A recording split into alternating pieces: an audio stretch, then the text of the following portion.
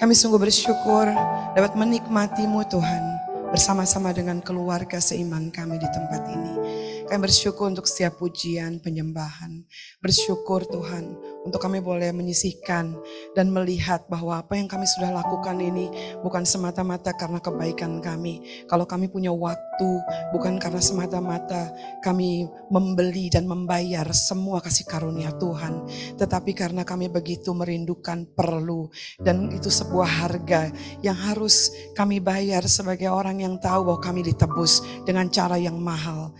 Terima kasih Bapak, biarkan firman ini mengubah setiap kami, membuat kami tahu arti cinta, arti pengorbanan, dan arti diterima. Makasih Bapak, Kau pakai aku Tuhan untuk perpanjangan tangan Tuhan di tempat ini, menjadi alat kami semua belajar untuk memahami Tuhan lebih dari segala sesuatu. Makasih Bapak.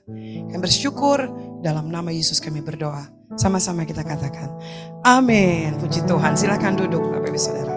Wow. Kalau udah nyanyi gak pengen berhenti ya. Jadi kayaknya gak usah khotbah lagi gitu kan. Wow, luar biasa. Lihat kiri kanan terus bilang kamu keren banget deh.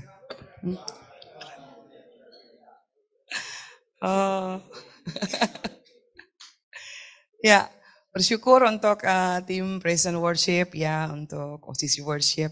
Karena tadi sampai saya datang ke tempat ini, terus saya duduk di situ.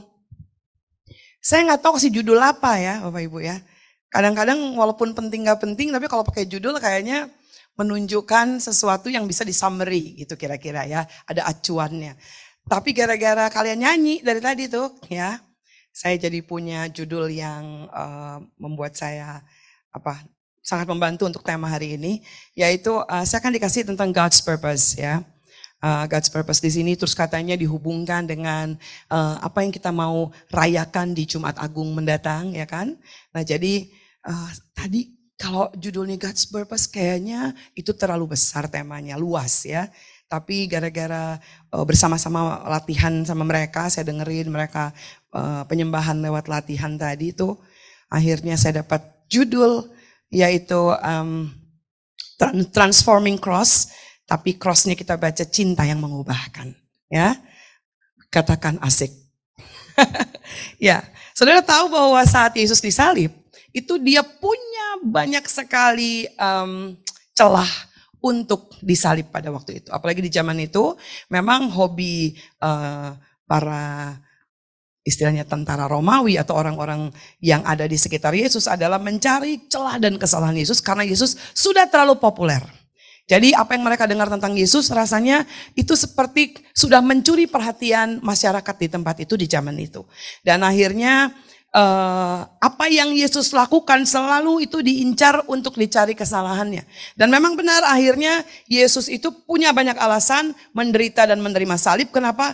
Karena dia dianggap sebagai pemberontak dan pengacau masyarakat. Waktu Yesus ingat peristiwa waktu dia menghalau orang di bait Allah, dia marah. Di situ orang menggunakan alasan untuk melihat ini pengacau. Kalau kita lihat ada kerusuhan, maka kita akan bilang siapa yang menjadi biang kerok atau yang menyulut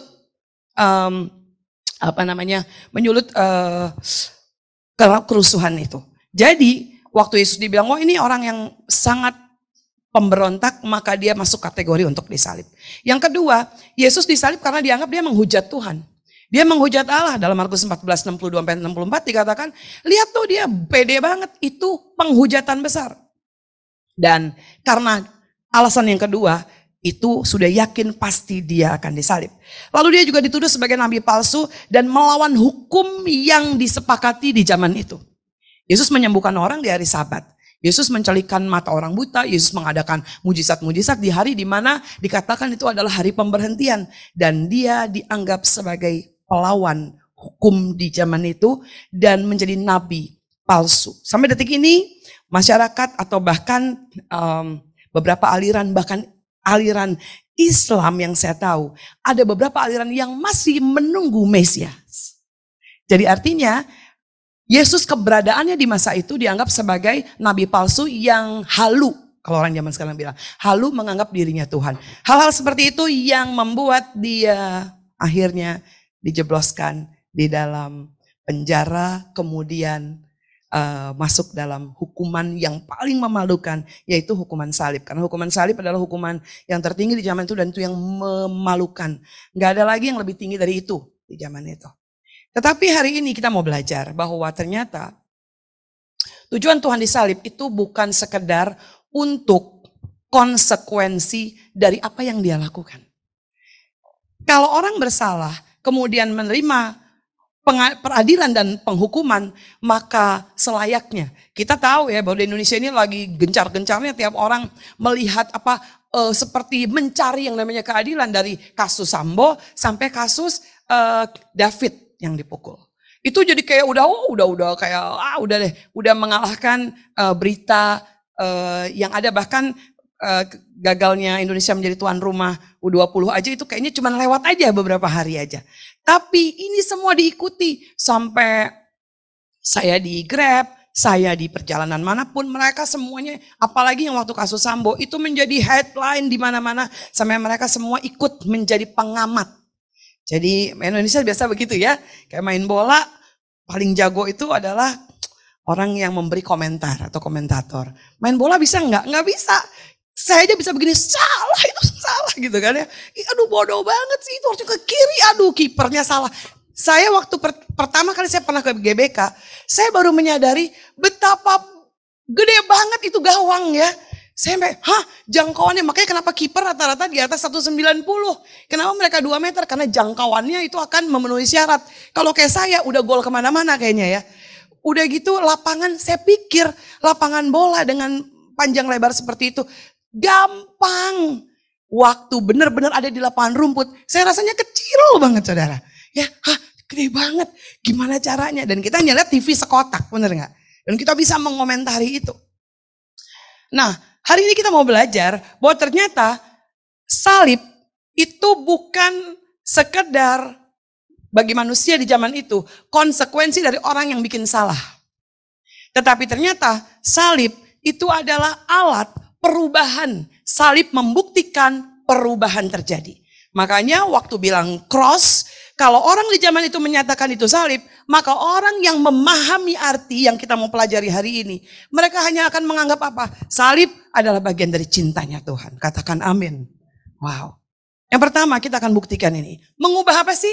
Salib itu mengubah apa? Salib mengubah tujuan dari apa? Dari gambaran Tuhan di mata kita manusia. Tuhan itu seperti apa? Pencipta langit dan bumi, kalau kita tanya ya. Siapa yang ciptakan bintang-bintang? Anak sekolah minggu tahu. Tuhan, bahkan saya masih ingat mama saya bilang begini, hujan itu datang dari mana? Dari Tuhan. Sampai saya diketawain sama guru sama teman-teman saya. Bisa jelaskan hujan dari mana? Dari Tuhan Bu, saya bilang begitu. Karena mama saya ngajarinnya dari Tuhan. Padahal ada proses alam yang membuat itu jadi namanya hujan. Saya pede banget bilang Tuhan, hujan itu dari Tuhan. Ilah orang Yunani dan Romawi itu dikatakan dalam perjanjian baru dibilang begini, Tuhan yang terlalu jauh dengan manusia, Tuhan dengan jarak. Ya, jadi dalam satu tempat ibadah ada tulisan Tuhan yang jauh, kira-kira seperti itu. Dan waktu itu disoroti oleh Paulus, Tuhan kamu jauh? Dan dia bilang, iya, ilah kita itu jauh dari manusia, terlalu jauh gapnya. Terus Tuhan apa lagi? Tuhan tuh suka perang. Benar gak? Karena Tuhan kan suka perintahkan, hey lawan ini, lawan itu gitu ya. Tuhan di zaman itu tuh kayaknya kesannya suka berperang, suka berburu, suka pesta pora.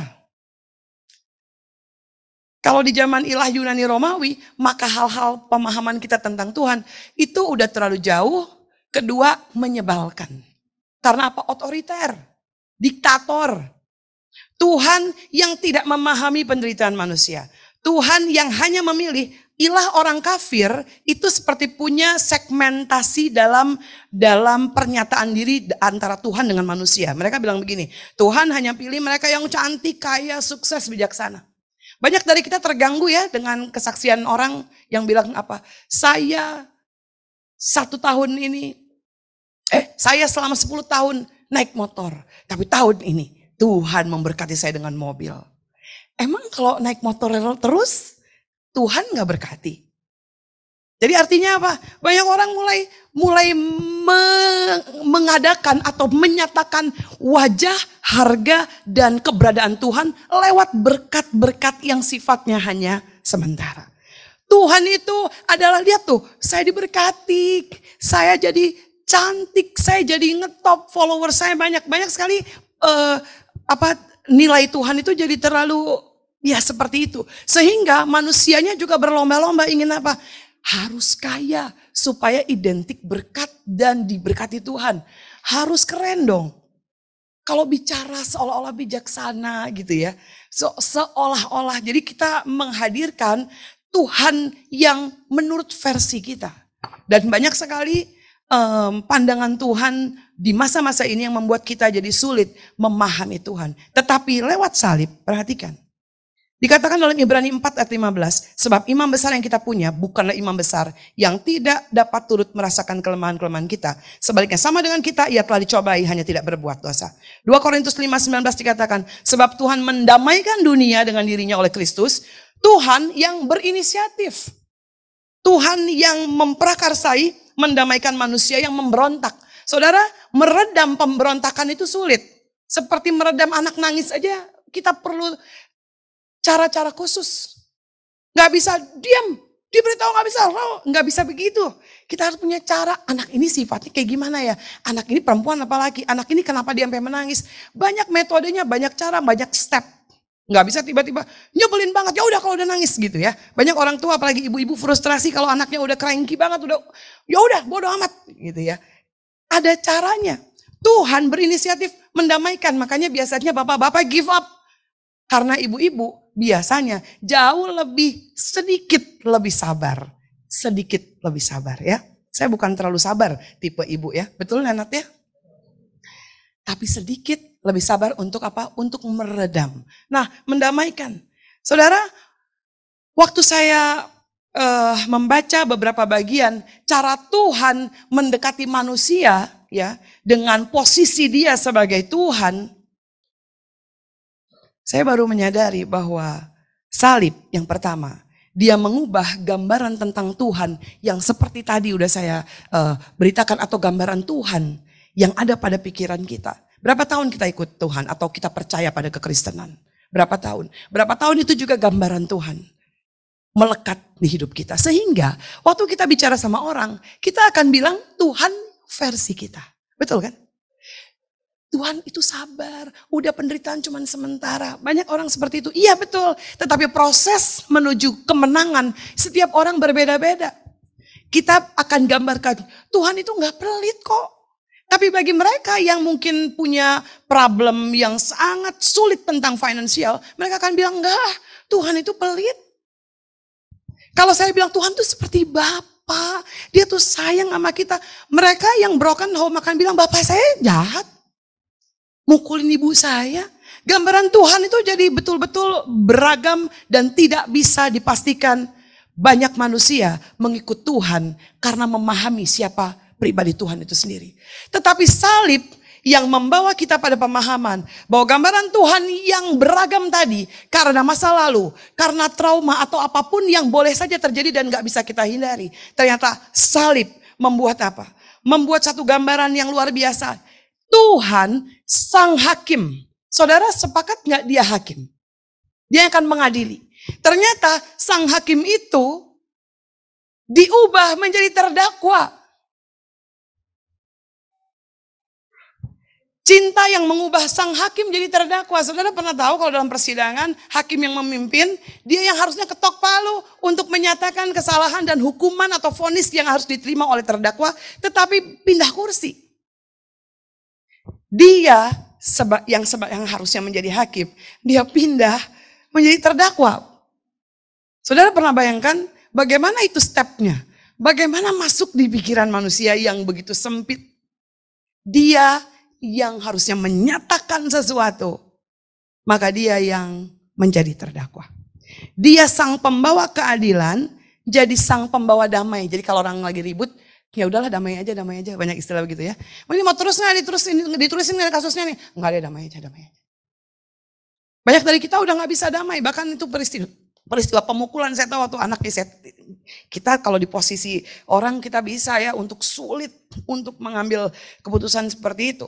Tapi di sisi yang lain, jadi itu kan tidak ada damai. Pemulihan terjadi, saya lumayan mengikuti, tidak ada damai.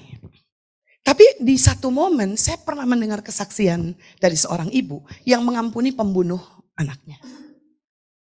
Jadi kalau bicara soal keadilan, maka salib itu lambang ketidakadilan. Karena hukuman yang dijatuhkan kepada pribadi yang seharusnya tidak menerima hukuman. Jadi sang hakim diubah jadi terdakwa. Jadi cinta mengubah Tuhan yang maha dahsyat itu. Ternyata dia menjadi bagian dari manusia. Yang kedua, salib mengubah gambaran dosa. Dulu orang itu poin dosa kalau tidak melanggar hukum Taurat. Jangan bunuh, jangan berzina, jangan mencuri, jangan mengucapkan saksi dusta, jangan mengingini barang sama, ingat mengkuruskan sahabat, hormati orang tua dan lain-lain. Gambaran tentang dosa itu apa? Hanya gambaran tentang perseteruan terhadap Allah dalam Roma 8 ayat 7. Karena itu, karena ia tidak takluk kepada hukum. Bayangkan dosa tidak takluk. Jadi itu masalah apa? Perlawanan hukum yang berlaku. Jadi bagi sebagian orang, kalau dia nggak berzina, dia bisa bilang, saya lebih baik dari kamu. Karena saya nggak berzina. Di zaman itu, kalau dia nggak mencuri, maka dia akan bilang, itu pencuri, tangkap karena dia mencuri. Di zaman itu, yang jelas-jelas membunuh, yang tidak membunuh, dia akan bilang, itu pembunuh, tangkap aja, hukum adili. Tetapi salib membuat kita tahu apa? Bahwa ternyata maut, upah dosa kan maut. Itu ternyata apa? Tidak seperti gambaran hukum Taurat. Ternyata dikatakan dalam 1 Yohanes 3:15, setiap orang yang membenci saudaranya aja udah disebut pembunuh. Baru memandang perempuan menginginkan, belum tidur bareng, udah berzina. Menipu dengan cara persembahan tertentu, itu dikatakan pencuri. Saudara, walaupun beberapa ayat ini itu seperti diambil aja begitu aja, ya sehingga setiap kita seperti tertuding perpuluhan, kalau enggak belalang pelahap, kalau enggak jadi jatuh miskin, kalau enggak itu seperti tudingan. Saudara, itu urusan kenapa orang menggunakan itu. Tapi bagi saya adalah begini. Pembunuhan, pencurian, perzinahan di zaman kasih karunia itu tidak lagi bicara soal yang manusia lakukan kepada manusia lain secara nyata atau real. Tetapi baru saja kita nggak bisa mengasihi sesama kita. Tuhan bilang itu sudah menjadi seterunya Tuhan.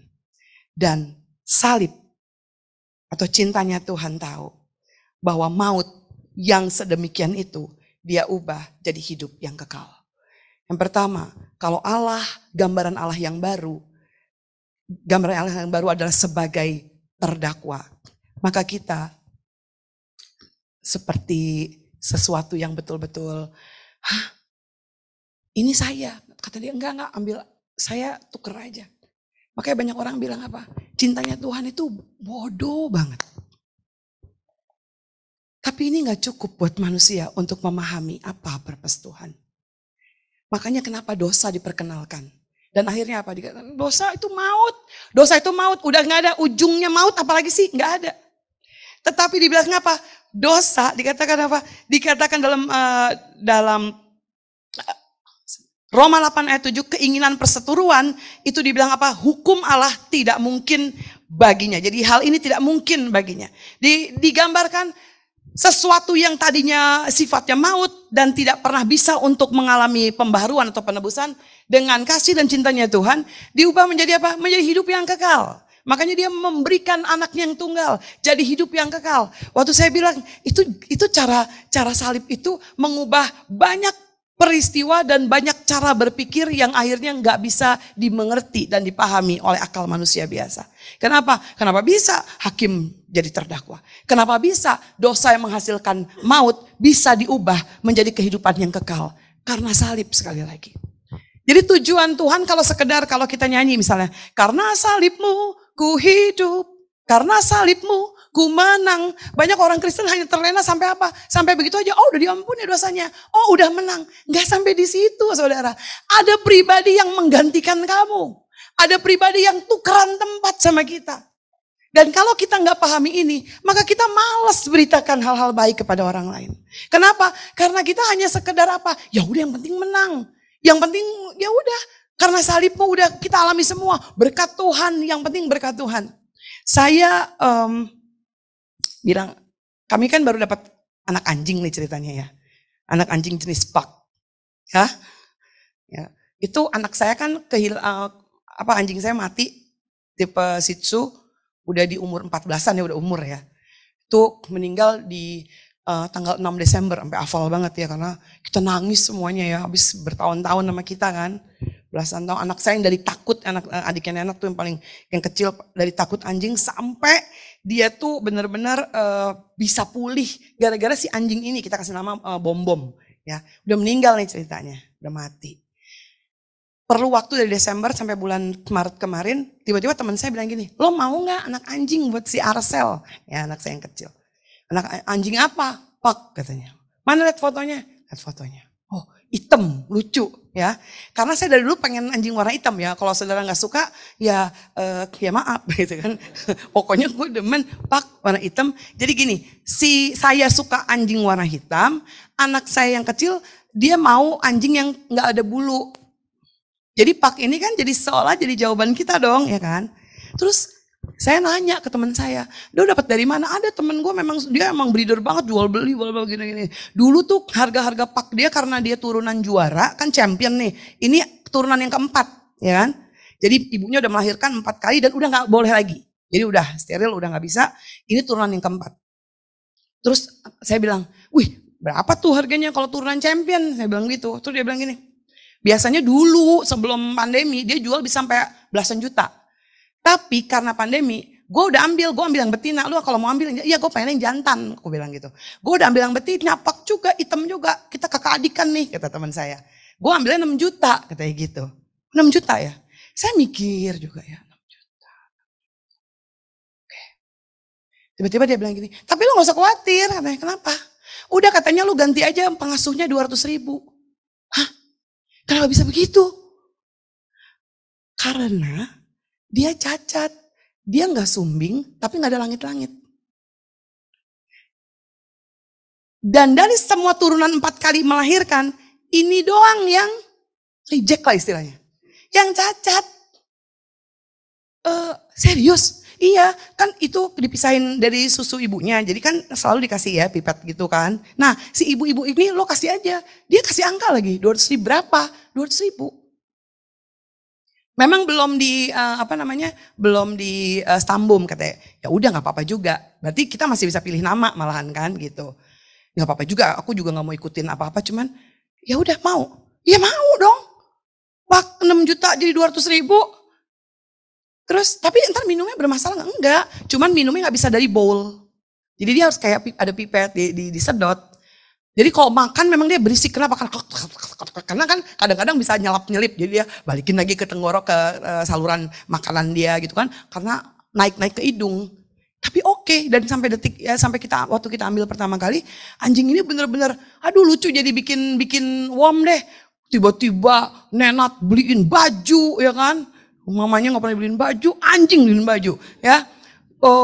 Pikirin makanan anjing. Saya bilang udah merek-merek biasa aja, merek made in China. Jangan mah, lebih mahal makanan anjing. Tapi karena senang satu rumah, sibuk banget. Anak saya udah kayak bayi, dia apa-apain, lincah banget dan segala macam.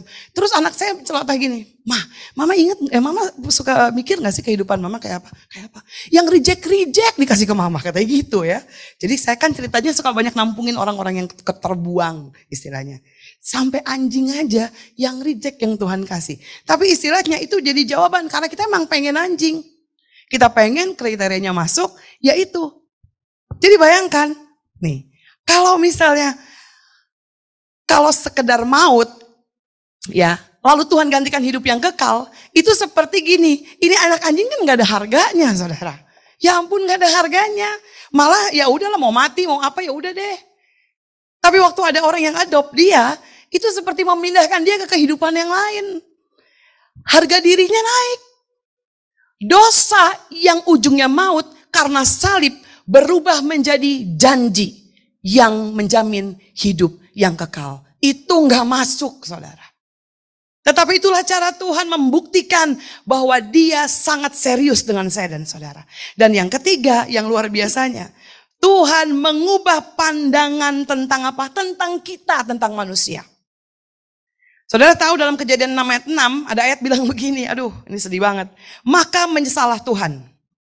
Kalau Tuhan menyesal, itu bukan kayak kita, ya nyesel deh gue, kenapa gak beli itu waktu sale, ternyata sekarang udah gak keluar lagi, ternyata limited. Tuhan gak nyesel kayak begini, ya nyesel deh gak ini, ya nyesel deh gak datang kemarin, ya bisa lagi datang besok. Ya nyesel deh kenapa gak ini, ya nyesel deh, hanya seperti itu, ringan ngomongnya.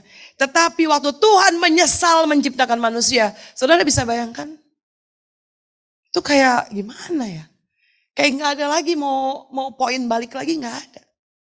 Maka menyesallah Tuhan bahwa ia telah menjadikan manusia di bumi dan hal itu memilukan hatinya. Berfirmanlah Tuhan, aku akan menghapuskan manusia yang telah kuciptakan itu dari muka bumi. Baik manusia maupun hewan dan binatang-binatang melata. Pokoknya dia bilang, saya menyesal sudah menjadikan mereka. Saudara, gambaran manusia itu apa? Rusak, ya. Kayak si anak anjing tadi, rusak, jelek gitu ya. Mungkin cacat, gak diperhitungkan. Bahkan orangnya udahlah gak usah untung, gak apa-apa. 200.000 itu udah jadi kayak bercanda, saudara. Orang dari 6 juta, mendingan kalau dia bilang, ya udah deh tebus saya 1 juta, tebus 1,5. Kayaknya masih ada harga dirinya nih si Pak ini. Ini gak ada, 200 deh. Itu juga cuma buat pengasuhnya. Saya ngasih bener-bener, Bu ini beneran saya disuruh ngasih 200. Iya, ya udah saya kasih 200. Anjingnya saya ambil. Saudara, gambaran manusia kita apa? Brand kita apa sih di masa lalu kita? Waduh, apalagi hidup saya itu bukan lembah kelam lagi. Udah gak tahu apa namanya. Kalau saudara mau bandingkan dengan semua kejahatan manusia, mungkin saya udah pernah lakukan semuanya. Apalagi dengan KUHS, bukan KUHP. Ya hukum surga tadi. Baru mengingini udah berzina. Membenci udah membunuh. Saudara, pandangan manusia yang lama itu membuat manusia frustrasi untuk bisa menceritakan kebaikannya Tuhan. Tetapi salib, wow. Salib mengubah produk gagal jadi produk kesayangan. Tuhan nyesel, dia serius. Tetapi dalam Lukas 15 ayat 7 dibilang, demikian juga akan ada sukacita di surga karena satu orang berdosa bertobat. Nilai manusia, wow, jadi luar biasa. Harga dirinya, nilainya, derajatnya, semuanya. Karena apa? Karena cinta di atas kayu salib. Kalau orang Kristen ikut Tuhan cuman percaya salib menebus dosa aja, saudara percayalah besok kita akan berbuat dosa lagi. Besok kita akan berbuat dosa lagi. Besok kita akan bohong lagi. Besok kita akan mengeluh lagi. Kita akan khawatir lagi. Kita akan kecewa lagi. Tetapi kalau kita melihat cinta mengubah, kursi kita diambil. Dari tahta dia turun menghampiri. Gak apa-apa, udah bebas, udah bebas. Hah? Udah bebas, udah bebas. Kita sering kali bingung. Pernah saudara waktu saudara dapat sesuatu yang gak layak kita terima, kita bingungnya luar biasa. Siapakah aku ini Tuhan? Jadi biji matamu, karena kita tahu, kita sadar betapa kotornya, betapa najisnya kita. Dan dia bilang, ayo tukeran. Ini terdakwa, kamu orang yang dibebaskan. Yang kedua, dia tawarkan apa lewat salib dan cintanya? Dia tawarkan, tadinya maut, tapi jadi hidup yang kekal. Tadinya gak memahami, akhirnya memahami sesuatu. Waktu masuk dalam hidup yang kekal, manusia akan mudah untuk apa? Untuk saling mengampuni, menerima, dan bercerita kepada banyak orang tentang hebatnya Tuhan yang mereka sembah. Dan yang ketiga, dia mengubah pandangan diri kita terhadap diri kita, terhadap orang lain yang merupakan produk gagal. Sampai Tuhan aja nyesel. Orang tua kalau ngomong, banyak saya dapat konsultasi yang bilang, mama saya aja udah malu punya saya. Papa saya udah buang saya. Papa saya lecehkan saya. Kakak kandung saya lecehkan saya. Udah gak ada nih, gimana dong? Udah gak ada nilainya. menyesal. Rasanya kita aja udah malu sama diri kita sendiri. Saudara, kalau kita melihat orang di luar sana, mereka tuh kayak jerit-jerit. Mereka butuh sesuatu yang real, bukan janji-janji biasa yang bilang, oh dia baik, Tuhan baik, Tuhan baik, Tuhan baik, iya. Tetapi nggak cuma sampai baik. Pemahaman kita akan Tuhan harus sampai kita renungkan kasih lewat kayu salib. Nggak bisa, Tuhan punya purpose yang begitu besar buat manusia. Supaya mereka tahu bahwa hidup mereka tuh nilainya luar biasa. Bahkan maut pun sanggup diubahkan menjadi kehidupan yang kekal. Bahkan produk yang gagal dia mau bilang, ini yang paling aku sayang. 1 jiwa pun berharga di mataku. Bahkan bangsa-bangsa menjadi ganti. Pribadi anakku satu-satunya menjadi pengganti kalian. Saudara, kalau kita tahu itu, maka setiap hari dalam hidup kita tuh apa? Sesuatu yang menggairahkan. Ketemu orang kita akan bilang cerita tentang kasihnya Tuhan. Tenang aja, dia ada sama kita. Tenang, dia mengubah kita. Tenang, dia ada. Ayo sama-sama. Saudara akan bawa orang ke tempat ini, bukan hanya mendengar orang bicara, tetapi akan menikmati seluruh keberadaan Tuhan lewat hidup kita.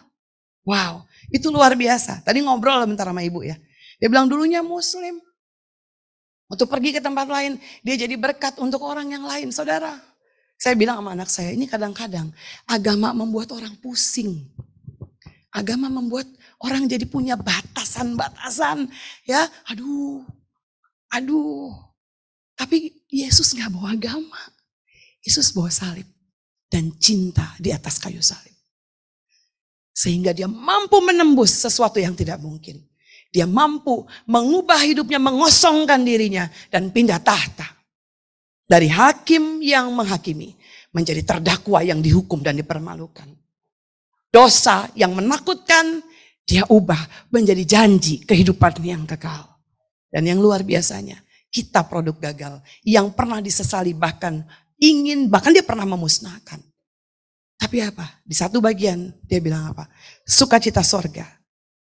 Kalau ada 1 orang yang bertobat, 1 jiwa. Ini ingat waktu 99 ditinggal, itu sih gila. Ya udahlah, 99 lumayan. No, 1 berharga. Hari ini waktu kita merenungkan cara gilanya Tuhan mencintai kita. Biarkan itu nggak hanya jadi perenungan sehingga kita begitu lagi, besok ya begini lagi, nggak apa-apa lah nunggu sampai Tuhan datang. Saya kehilangan sahabat kecil saya, sahabat SMA saya, begitu cepat ya. Prosesnya bulan Januari tanggal 28 dan 13 Maret dia meninggal. Bulan Januari 28 waktu di endoskopi di Penang, langsung ketahuan stadium 4 saluran empedu. Nggak lama. Tanggal 28 sebelum endoskopi, dia kasih saya chat. Maafin gue kalau gue ada salah sama lo. Kayak lebaranan aja lo. Saya bilang gitu. Saya sedih banget, saya terpukul. Kenapa? Karena rasanya anak ini luar biasa. Dia banyak sekali menginspirasi dan membantu banyak orang. Tapi memang ya udah, sudah selesai. Tetapi apa? Orang ini ceritanya gak segampang yang saya cerita, saudara. Orang ini juga punya sisi menyebalkan sama seperti saya.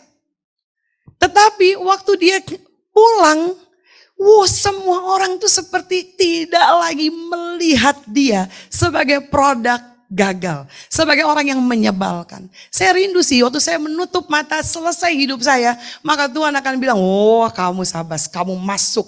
Kamu luar biasa. Jadi mata setiap orang. Kematian, makanya dibilang kematian orang yang mencintai Tuhan itu berharga. Makanya saya bilang kalau Yesus hanya mati untuk dosa, itu hanya biasa, sia-sia pemberitaan kita. Aku minta tolong Brian. Tetapi kalau kita menyadari bahwa dia ambil alih, dia tukar tempat, dia kalahkan maut. Mengalahkan maut dulu saya pikir waktu saya Kristen. Mengalahkan maut jadi saya yang tadinya neraka jadi sorga. Bukan itu ternyata. Gak semurah itu. Mengalahkan maut itu artinya apa? Ada pribadi yang benar-benar terus jadi benteng hidup kita. Waktu mau ada sesuatu, dia yang berperang buat kita. Waktu ada sesuatu, dia yang menjadi pembela dan cover hidup kita. Waktu kita bahkan dipermalukan, dia menjadi pembela atas setiap kehidupan kita. Bahkan waktu kita dikatakan orang gak berharga, bahkan mungkin sama orang terdekat kita. Dia bilang, apa kamu berharga? Satu orang bertobat, seisi sorga bersorak-sorai. Pandangan manusia udah jadi beda. Harga diri kita bukan sekedar harga diri berapa rupiah yang kamu pakai dalam mendandani hidup kamu. Tapi berapa mulianya darah yang tercurah untuk membuat kita memahami. Sampai ada lagu, dalam Kristus ya, ku percaya ada kemuliaan di balik salibmu. Yang orang lihat udah bukan Rea yang versi lama, tapi kemuliaan Tuhan yang ada dalam hidup saya.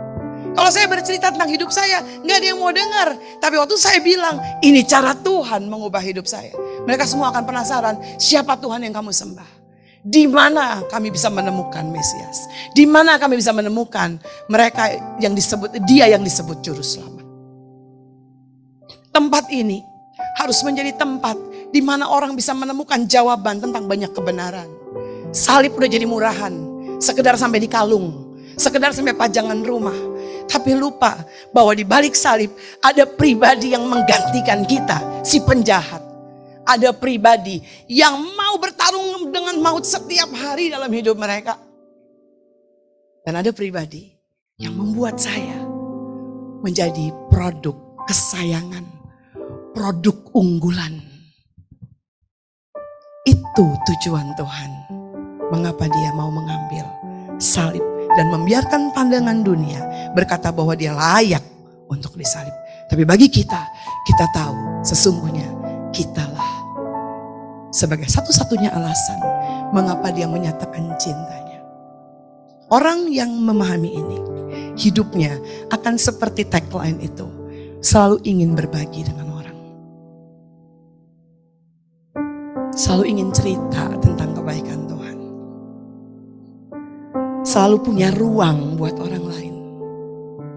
Mungkin lewat doa, mungkin lewat pemberian, mungkin lewat advice, nasihat, mungkin tentang tukar pikiran, mungkin lewat karya. Tapi hari ini mari kita jadikan salib Kristus menjadi titik balik cara Tuhan mencintai kita dan mengubah 3 hal yang kita pandang sulit untuk diubah. Dengan salib menjembatani segala sesuatu menjadi baru dan luar biasa. Ini lagu teman saya ciptakan dulu. Saya pernah punya satu tim grup musik rohani ya. Namanya UX, United to Excel. Mulai dari tahun 99 saudara.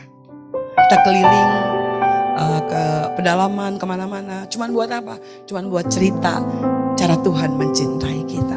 Masuk ke pedalaman demi pedalaman, suku-suku terasing. Ya mungkin hari ini sulit untuk kita jangkau karena banyak keterbatasan. Tetapi percayalah, lewat apa yang sudah lakukan, ya dengan menyisihkan beberapa hal, bahkan memberi waktu kita untuk ambil doa, waktu doa kita. Percayalah, setiap orang akan tetap dapat dijangkau. Di lagu ini waktu diciptakan teman saya bilang gini, gak ada yang mau nyanyi. Kenapa ini berat kata-katanya. Ya, tetapi satu orang bilang begini, udahlah Rea aja. Dia kan tukang nampung-nampungin orang gitu katanya saudara ya. Saya cerita sama anak saya, kemarin ada satu supir Grab yang akhirnya nginep di rumah. Gara-gara mesti antar ipar saya pergi ke airport. Terus supir Grabnya bilang gini, ih Bu, sumpah Bu, saya merasa seperti bukan orang lain. Saya seperti anak saya ketawa. Ma itu sih mungkin bagi orang agak aneh, tapi buat saya udah jadi mulai biasa tuh katanya. Ya, saya taruh kasur di depan TV. Dia tidur tuh dia ternyata masukin status di WA-nya. Seperti bukan orang lain, katanya gitu. Dan dia happy banget. Saudara, happy waktu kita berbagi itu beda banget. Gak perlu lagi berita soal apa. Saya Kristen, kamu Islam. No. Saya punya dan berkelimpahan akan kasihnya Tuhan. Itu cukup untuk membuat setiap orang merasa dimiliki, merasa dicintai, merasa diterima. Makanya lagu ini mereka pada bilang, Rea aja yang nyanyiin. Ya, ini belum ada yang nyanyiin selain saya waktu itu. Gak ada yang berani kayaknya ya. Tadi saya bilang sama Wendy ya, ini boleh loh jadiin soundtrack lucu. Karena ini tepat kata-katanya. Kalau mau bikin lagu, ini kan jago bikin lagu ya. Ayo bikin lagu tentang kehidupan yang berbagi. Supaya setiap orang di-encourage. Hidup berbagi, itu artinya apa? Membawa cinta salib Kristus kemanapun kita berada. Refnya gini.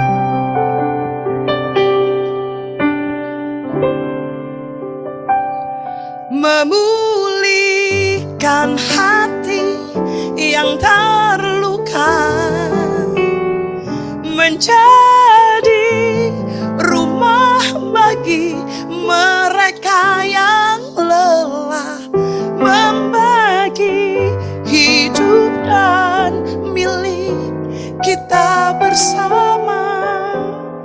Jadikan hatiku seperti hatimu, nyanyikan. Memulihkan hati yang terluka, menjadi rumah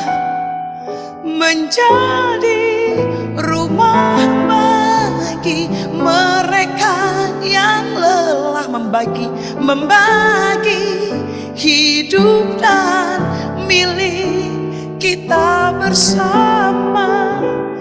Jadikan hatiku seperti hatimu, Bapa,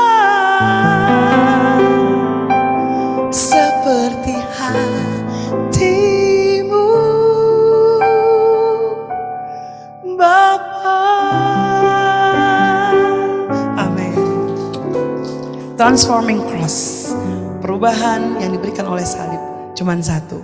Bukan hanya mendamaikan, tapi dia membuat cara pandang kita tentang Tuhan, dosa, dan kita menjadi begitu berubah. Dan itu yang membuat kita menyadari di luar sana mereka membutuhkan salib yang sesungguhnya, cinta yang sesungguhnya. Lewat pujian, penyembahan, lewat apa yang saudara punya, mari mulai berhidup berbagi dan menyatakan cintanya Tuhan.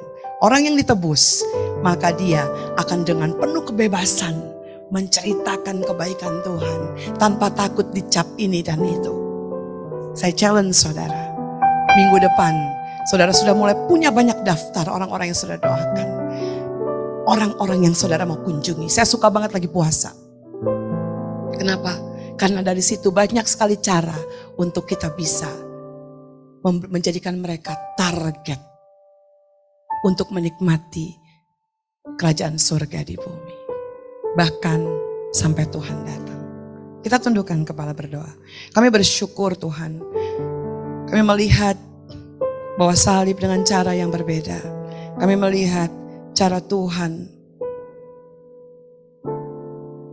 mengasihi kami dengan begitu luar biasa. Bahkan Tuhan menunjukkan tujuan yang gak pernah kami pikir sebelumnya.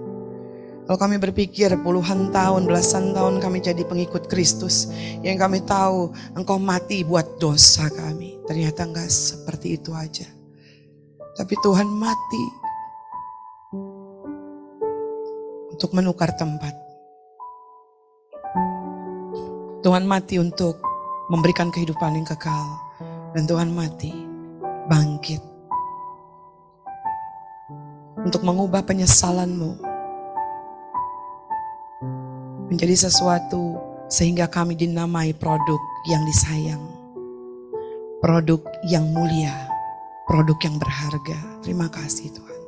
Kami bersyukur. Terima kasih. Biarkan minggu-minggu ini saat kami merenungkan cara-Mu mengasihi kami. Kami boleh memikirkan orang lain juga yang belum mengerti, mengenal, bahkan belum mendengar siapa Tuhan yang rela mati buat kami. Terima kasih Bapak, kami bersyukur. Dalam nama Yesus kami berdoa. Sama-sama kita berkata, amin. Tuhan memberkati.